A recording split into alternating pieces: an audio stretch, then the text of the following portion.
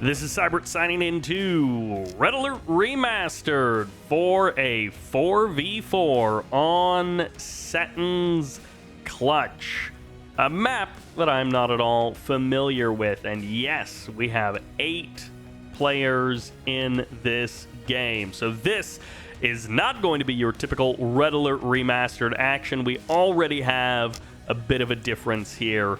Now, the one thing that is quite typical is we have 7 allied players in this match. So, yes, we are going to be seeing a lot of, I assume, light tank spam. Right now, we've got a ton of rifles. So let's go ahead and introduce our team in the south. It is OliverFluk as the cyan allies. As the green, it's Guillo. As the blue, this is Mojo Matt. And as the purple in the south, this is He Who CNCs. Now, in the north, our one Soviet player playing the yellow, it is Ron Diaz. Playing the red, this is Lazybolox. And as the pink, it's Henfer. Finally, as the orange allies, this is Photonics. So yes, it is 7 allied players. All of them in the south are allies, and then 3 out of the 4 in the north. Only Ron Diaz, the yellow, is the Soviet player.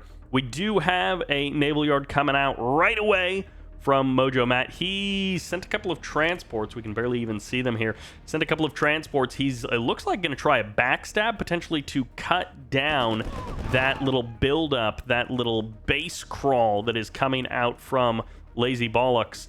And let's see if he can do it. Meanwhile, the middle of the map, as you can see, is a very tight, contested corridor with 1 player from each team right at the entrance.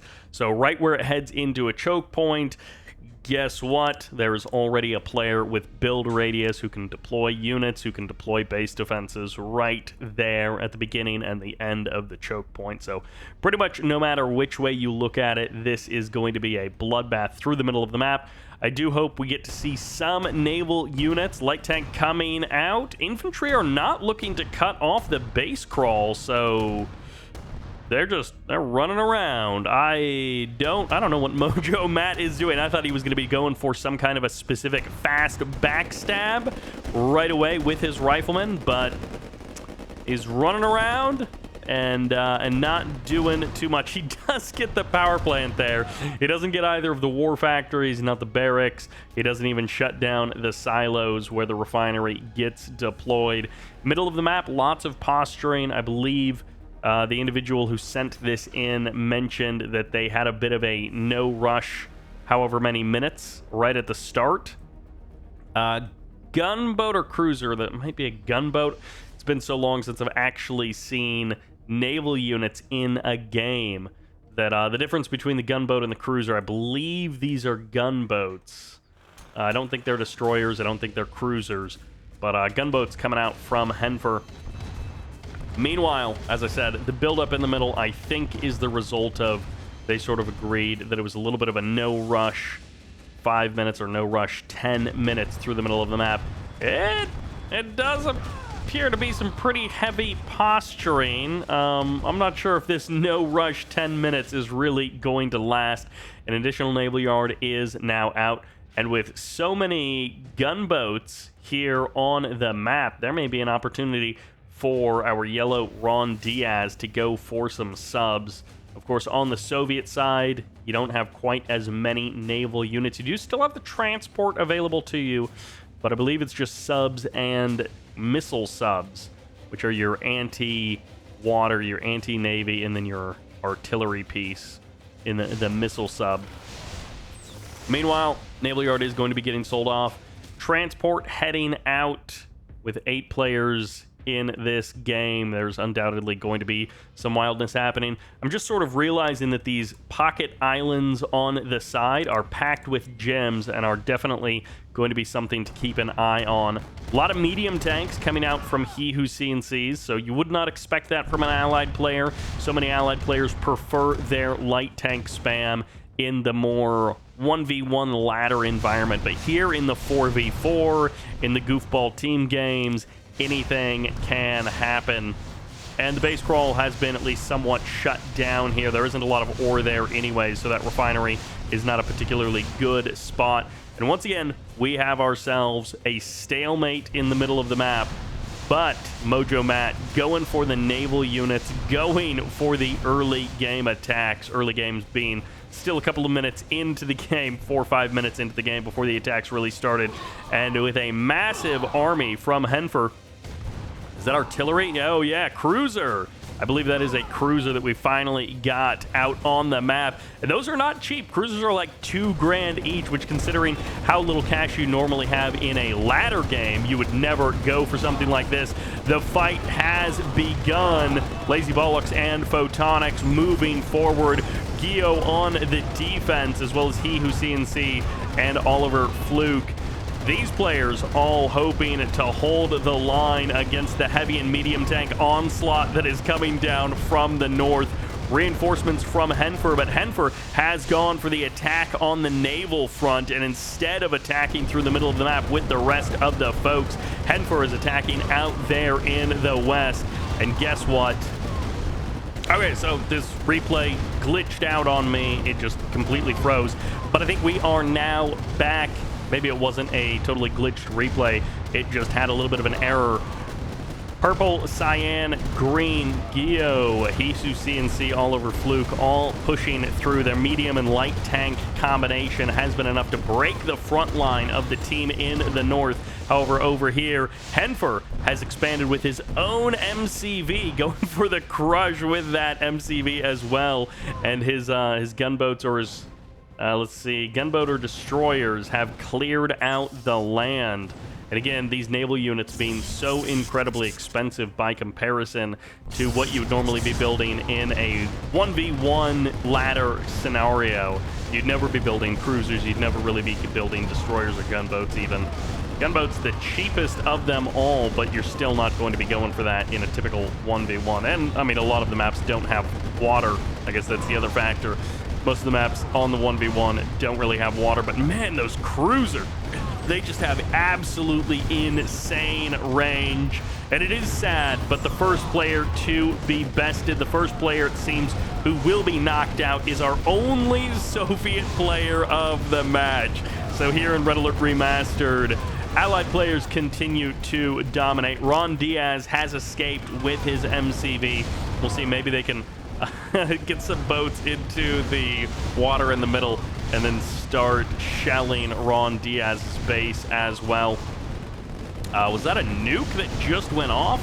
That's another option that we have here this late in the game, is we might actually be seeing aircraft or super weapons come into play. And perhaps not.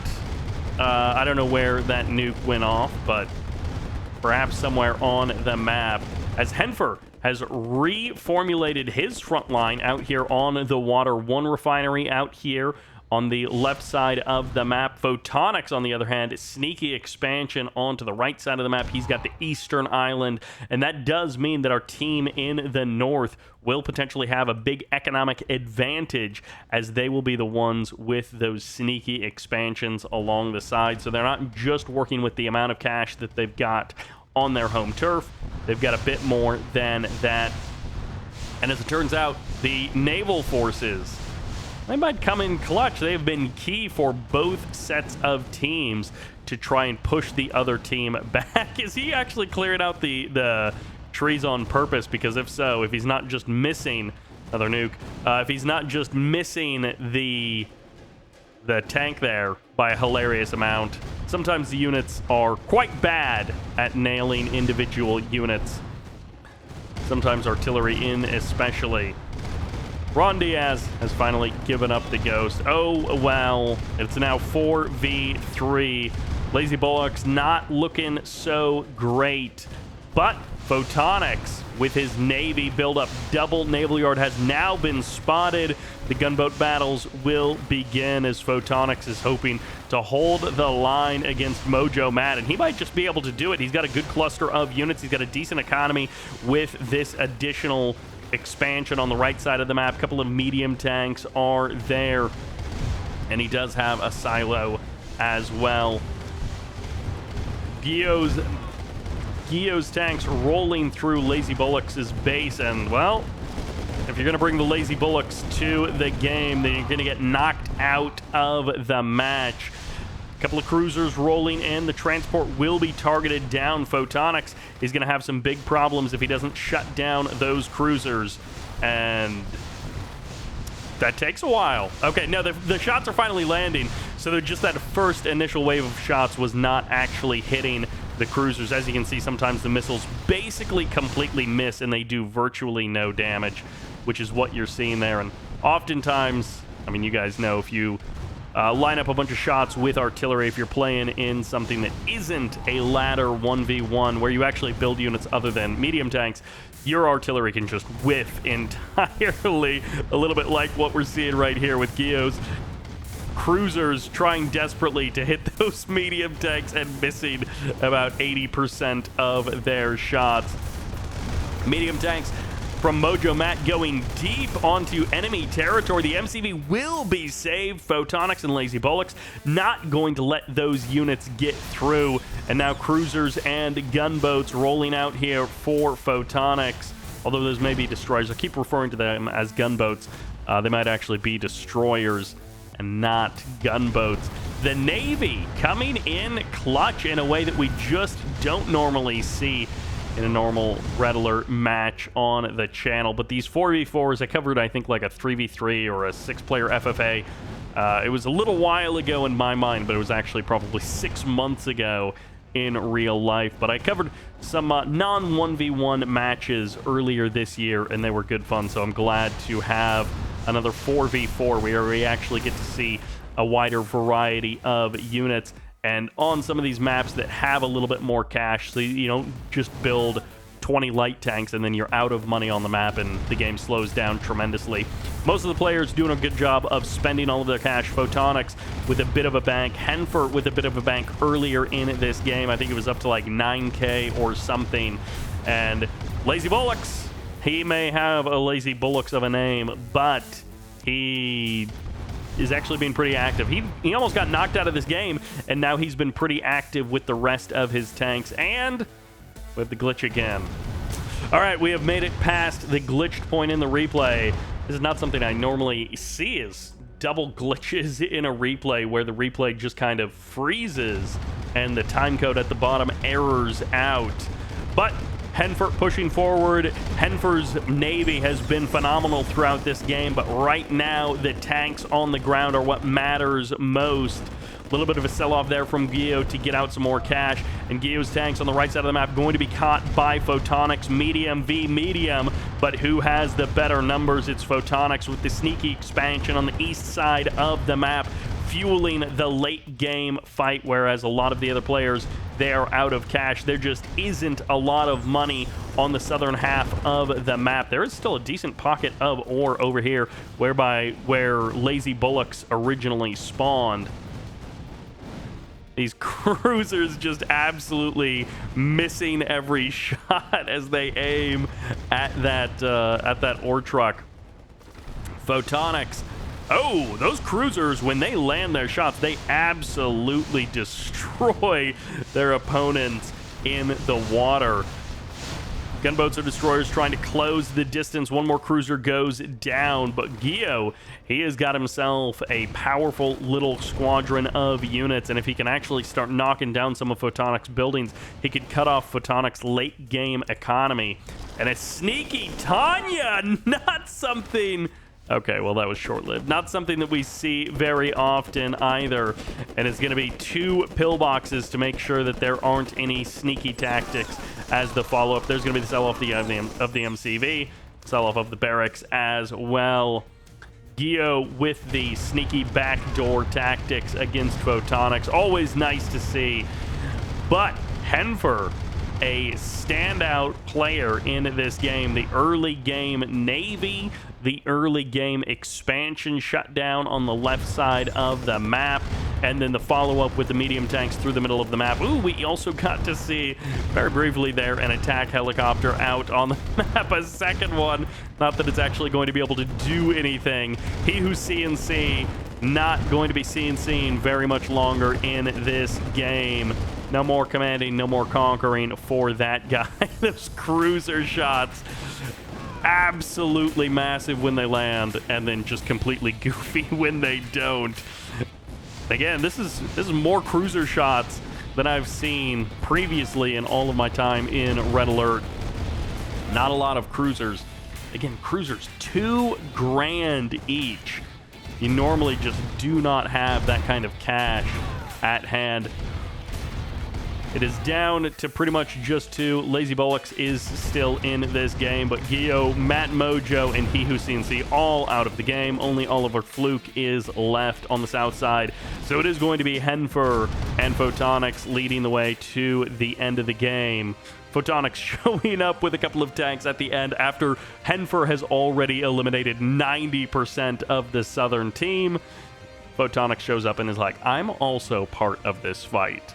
But it comes down to the economy once again, even with these massive 4v4s. Of course, it comes down to the economy. No idea where most of those super weapons ended up firing off. They were somewhere. I do want to see, when did Guillo grab this MCV that was over here? I guess maybe it was a little bit later in the game. Okay, there it is. How did he get that MCV over there? Did he send that MCV, like, on a transport? I assumed he sent engineers or something. But how did he get that MCV? Oh, okay, there's the MCV sent over. So then, okay, Chronosphere. MCV deploys. Sneaky boy. Sneaky guy. Goes for the barracks immediately. And unfortunately for Guillo, I think Photonics realizes and then starts shutting it down. So Tanya pops out, and I think this is where we showed up. Gets the nuke, and then immediately dies. Unfortunately for Guillo, not going to be able to pull anything off there. So that will do it for this video, for this game. Thank you all very much for watching. I hope you enjoyed it. And this is Sybert, signing out.